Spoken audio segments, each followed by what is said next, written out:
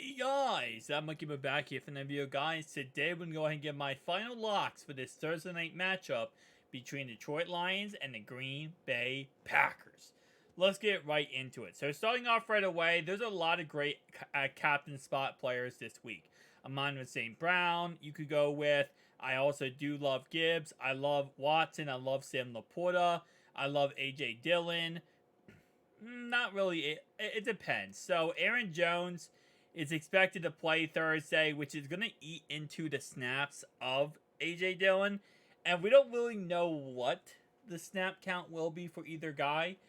Whether or not A.J. Dillon, will get the full snaps and it'll be very limited for Aaron Jones, or it's going to be kind of like half and half, or kind of be like how it's usually is. So at this moment in time, I'm kind of avoiding both of those guys for that said reason, and I'm not really loving either option there. But the captain I'm actually going with this week is Sam Laporta. I think he should have another really great game. Last week, 22.4 fantasy points. Now he gets the Green Bay Packers. Packers have a better defense than the Atlanta Falcons.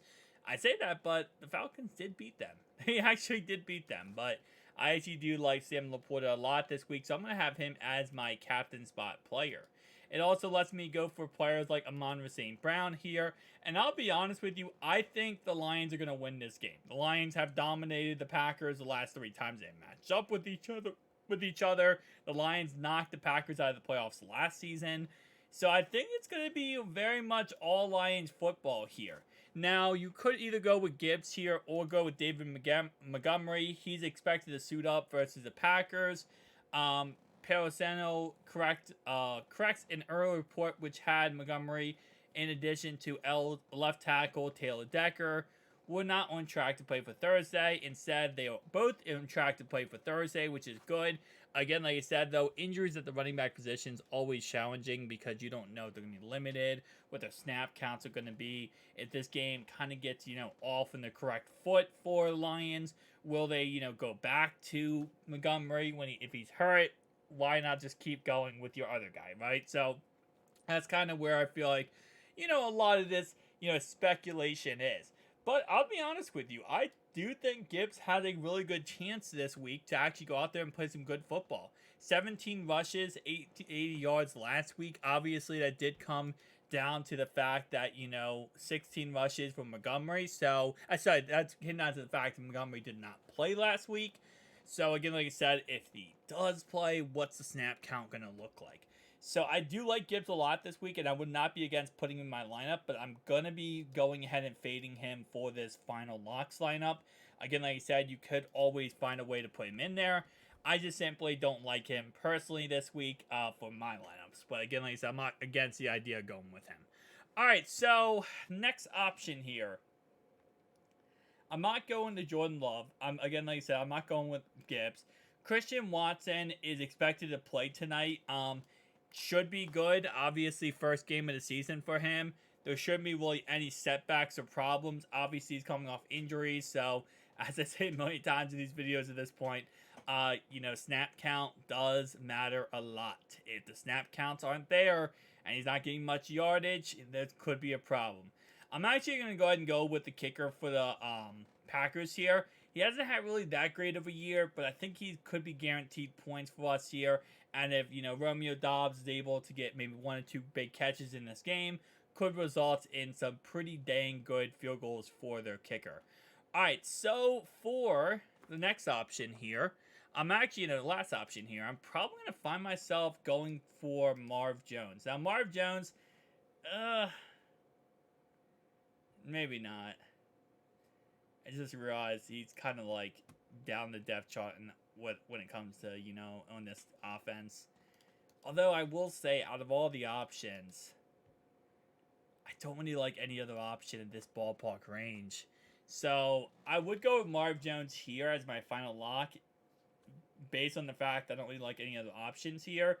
But I think I'm going to kind of pivot here, and I'm going to get off of the kicker for the Cowboys, kicker for the Packers here.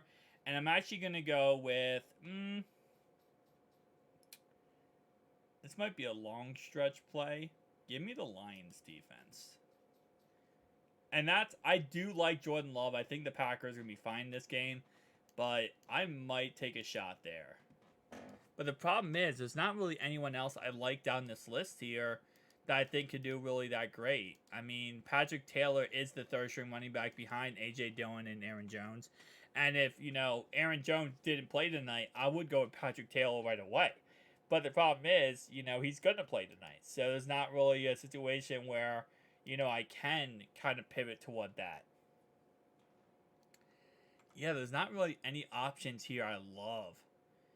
I might have to see. I don't know where I want to go here because I don't want to pivot off of. So what I might end up doing here. Okay, this is going to be what I do here, guys. We're gonna go expensive with this last play, and then we're just gonna go Hail Mary player. And I think that's kind of where we're gonna find ourselves sitting at here. Is I'm gonna go with. I want to go. I don't love Josh Reynolds that much, but I might end up going with him. I just like him as the best option in this range here. Out of all these options, I do like him the most. Khalif Raymond, he's a guy I do think has a high upside. This is a weird range here. What has he done lately? Because I hadn't had an idea when I want my final locks to go, but now I'm kind of second guessing myself here based on, how this is all kind of broke out. Wicks, I'm not too interested in him. Like I said, I'm not really too interested in this Packers receiving core other than Romeo Doubs. So I think I'm going to go.